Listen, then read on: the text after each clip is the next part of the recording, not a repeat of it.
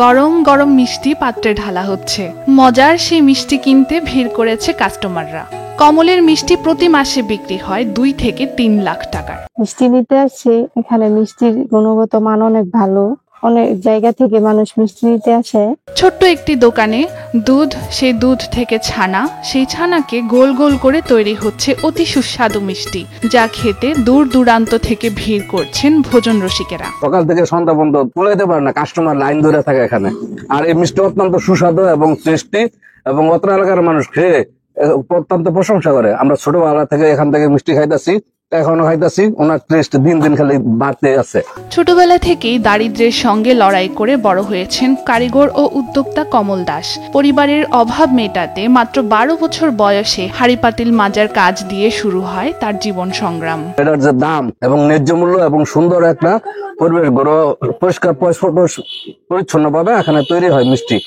এই মিষ্টি বিভিন্ন ডিস্ট্রিক্টে, বাংলাদেশে বিভিন্ন জায়গায় সাপ্লাই হয়। ধাপে ধাপে কাজ করেছেন অন্যের মিষ্টির দোকানে। শেষমেশ তার এলাকায় একটি দোকানে মিষ্টি বানানোর কাজ শিখে নেন। সেই থেকেই স্বপ্ন দেখেন নিজের নামে একটি মিষ্টির ব্যবসা দাঁড় করানোর।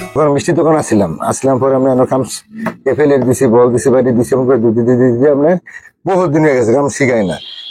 অনেক জোরাজোরি করে মানে যেন আসলাম যে ধরনের এই ধরনের আপনি তোলা করছি কাম, ওই এই কাম করে গিয়ে আবার আপনার আরেক দোকান আপনার লগে গিয়ে আপনার কাম করছি, কাজ কইরা কত রকমের আপনার কামরা শিখছি।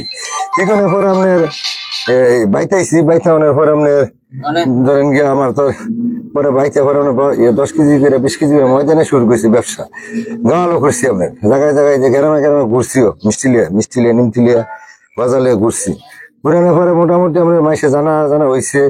আপনি যে কার্টন আনতাম, আপনি কার্টন আনতাম মাসে, মানে মাইনের কার্টন আর কি। পরে আপনি যখন সবাই যখন চিনছে জানছে, পরে আপনি নিজের নামে করে নিয়েছি কার্টন।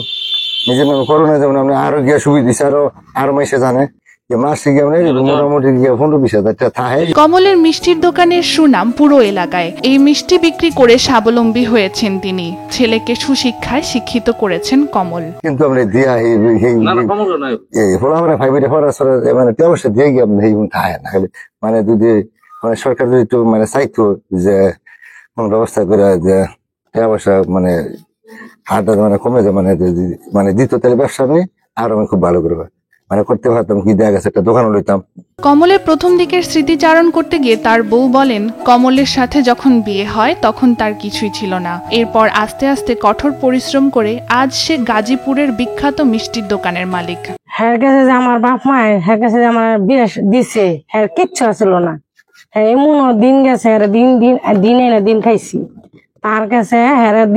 হ্যাঁ কাছে দিছে কিভাবে, হ্যাঁ খাড়ুয়ে দিয়ে দিছে যাতে মোটা ভাত দিন যায়, এইভাবে দিছে এমন উঠতে পারে। তার জন্য হ্যাঁ অনেক দোকানে আসিল, হ্যাঁ কোনো বাপের কোনো সম্পদ আসিল না। গাজীপুর জেলার শ্রীপুর উপজেলার প্রহ্লাদপুর ইউনিয়নের ডুমনি গ্রামে অবস্থিত এই ছোট্ট মিষ্টির কারখানা এখন দেশ জুড়ে আলোচিত নাম কমলের মিষ্টি। স্বাদ, গুণগত মান এবং বিশুদ্ধতার কারণে স্থানীয় সীমা পেরিয়ে এখন এই মিষ্টির কদর পৌঁছে গেছে রাজধানী সহ দেশের নানা প্রান্তে।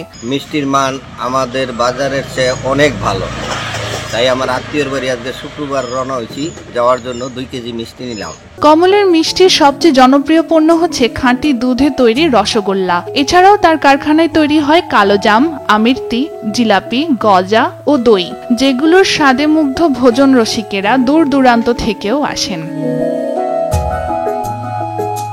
স্থানীয়ভাবে এখন এই দোকানটি শুধু একটি ব্যবসা নয়, বরং শ্রীপুরের একটি গর্ব ও প্রতীক হয়ে উঠেছে।